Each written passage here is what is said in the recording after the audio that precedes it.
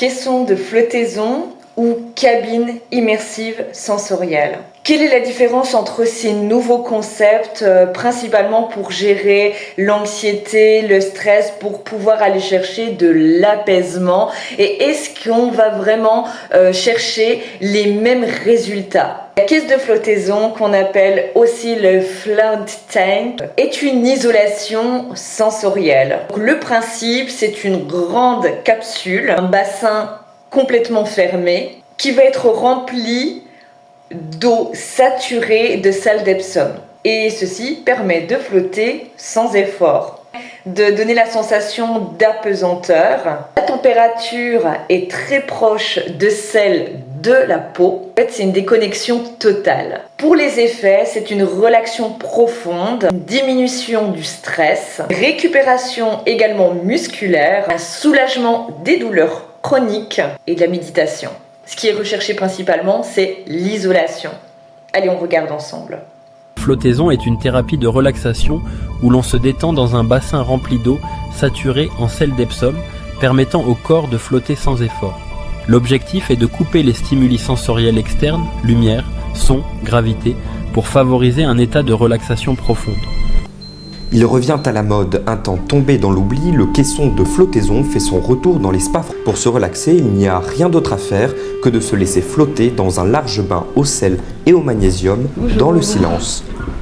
Votre cerveau, lui, passe déjà 85% de son temps, suivant certains spécialistes, à gérer la gravité. Donc la pression, tenir l'équilibre, les postures et les tensions. Donc là, on va priver le cerveau de tout ça. Il y a les gens qui viennent pour des maux de dos, il y a des gens qui viennent pour méditer tout simplement. On flotte comme un bouchon de liège.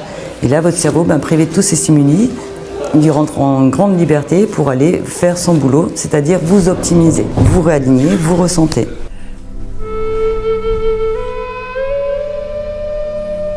Les sensations physiques rappellent celles particulières d'une séance d'ostéopathie.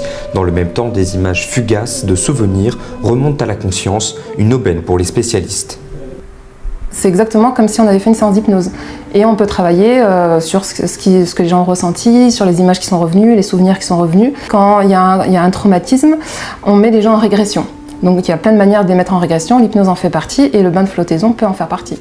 Quant à la cabine immersive sensorielle, c'est une pièce ou une cabine qui est équipée de stimulation multisensorielle. Du son, de la lumière, de la projection qui peut être visuelle, mais également des parfums, de la texture, donc du tactile.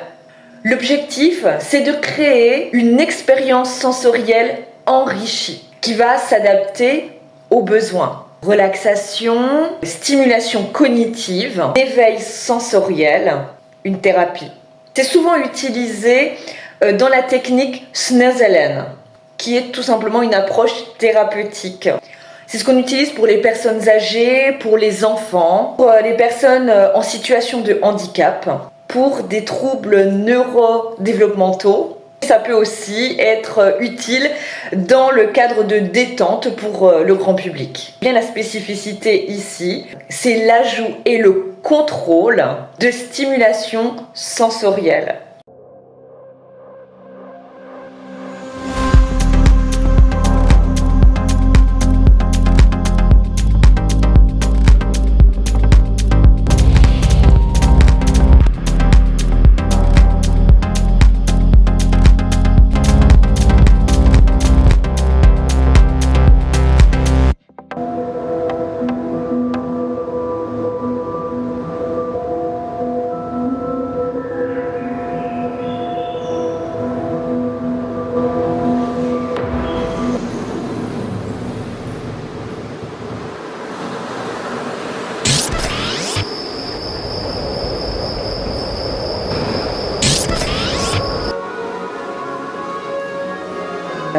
La différence, c'est que le caisson de flottaison a un objectif de supprimer en fait toute stimulation et d'être vraiment dans de l'isolation.